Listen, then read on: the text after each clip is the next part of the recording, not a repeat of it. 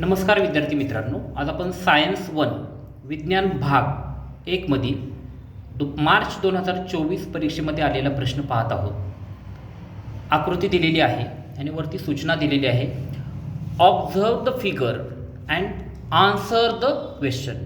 म्हणजे खालील आकृतीचं निरीक्षण करा आणि खालील प्रश्नांची उत्तरे आपल्याला लिहायची आहेत। या ठिकाणी M1 म्हणजे पहिल्या वस्तूचं वस्तुमान आहे, दुसरा आहे M2 म्हणजे ही दुसरी वस्तू आहे, त्याच्यासाठी हे त्याचं वस्तुमान आहे। दोघंही एकमेकांकडे आकर्षित आहे। F म्हणजे गुरुत्वीय आकर्षण, गुरुत्वीय शक्ती, हे दोघंही एकमेकांच्या केंद्राकडे आकर्षित आहेत। आणि हे त्याचं झालं D म्हणजे डिस्टन्स। हे अंतर जेवढं कमी तेवढं त्यांची गुरुत्वीय आकर्षण जास्त, अंतर जेवढं वाढेल तेवढं त्यांच्यातील गुरुत्वाकर्षण शक्ती ही कमी असेल। सांगायचं तात्पर्य एकच, ह्या ब्रह्मांडामध्ये जेवढ्या वस्तू आहेत त्या सर्व एकमेकांकडं गुरुत्वीय शक्तीने आकर्षित असतात। कोणत्याही दोन वस्तूंमध्ये गुरुत्वाकर्षण शक्ती ही असते।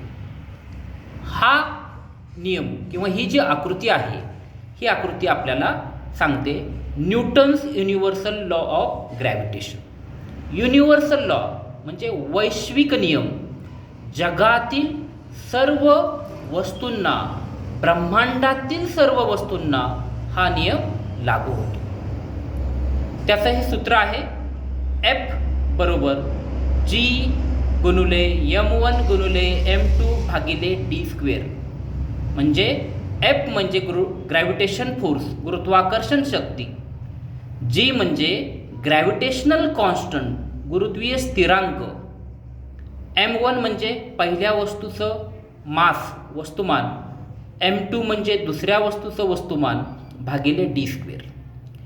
या ठिकाणी गुरुत्वाकर्षण आणि वस्तुमान हे समप्रमाणात आहे। समप्रमाणात म्हणजे हा जो F आहे तो पण वरती आहे, म्हणजे अंशस्थानी आहे। मास 1 आणि मास 2 हे सुद्धा अंशस्थानी आहे, म्हणजे न्यूमरेटरच्या ठिकाणी आहेत, त्यांच्यामध्ये समप्रमाण आहे। समप्रमाणामध्ये म्हणजे एक जर वाढला तर दुसराही वाढतो। हेच गुरुत्वाकर्षण D बरोबर अंतराबरोबर मात्र व्यस्त प्रमाणात आहे। व्यस्त प्रमाणामध्ये एक जर वाढला, इन्क्रीज झाला, तर दुसरा हा कमी होत असतो। हा झाला युनिव्हर्सल लॉ ऑफ ग्रॅव्हिटेशन। दुसरा प्रश्न आपण पाहूया। दुसरा प्रश्न आहे, if the distance between two bodies is triple, how will the gravitational force between them change. म्हणजे दोन ज्या वस्तू आहेत त्यांच्यातील अंतर जर तिप्पट झालं, ट्रिपल म्हणजे 3 पटीने वाढलं, तर गुरुत्वाकर्षणामध्ये काय बदल होतो। आपण पाहिले गुरुत्वाकर्षण शक्ती आणि अंतर हे व्यस्त प्रमाणात आहेत, म्हणजे अंतर जर वाढलं तर गुरुत्वाकर्षण शक्ती ही कमी होते। आपण सूत्र लिहिलं F is equal to G multiply by M1 M2 upon D square. आता D किती पटीने वाढलेला आहे अंतर? 3 पटीने, म्हणजे तिप्पट झाला आहे। तर फक्त तो 3 आपण लिहिला, Dचा स्क्वेअर असल्यामुळे त्याचा पण या ठिकाणी स्क्वेअर होईल, तो येईल 9। म्हणजे गुरुत्वाकर्षण शक्ती ही 9 पटीने, 1/9 म्हणजे 9 पटीने या ठिकाणी काय झालेली, कमी झालेली आहे। हाच D जर 2 पटीने जर वाढला तर गुरुत्वीय शक्ती ही 4 पटीने कमी होईल। हा जर 4 पटीने वाढला तर गुरुत्वीय शक्ती ही 16 पटीने कमी होईल।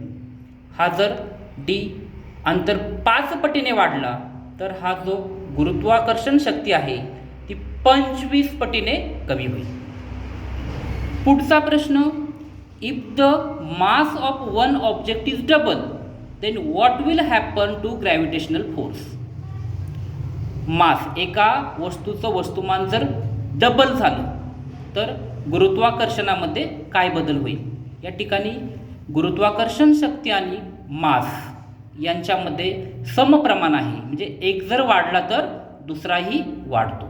पुन्हा आपण सूत्र लिहूया. त्यानंतर m1 किती पटीने वाढला आहे? तो 2 पटीने वाढलेला आहे. आपण हे सूत्र थोडंसं बाजूला घेऊया आणि 2ला पुढे घेऊया. तर हे सूत्र म्हणजे g into m1 into m2 upon d² म्हणजेच गुरुत्वाकर्षण शक्ती. त्याच्या जागी आपण F मांडूया. या ठिकाणी आपल्याला भेटलं हा जे गुरुत्वाकर्षण जे वाढलेलं आहे ते सुद्धा 2F म्हणजे 2 पटीने वाढलेलं आहे, तेही डबल झालेलं आहे. Thank you so much.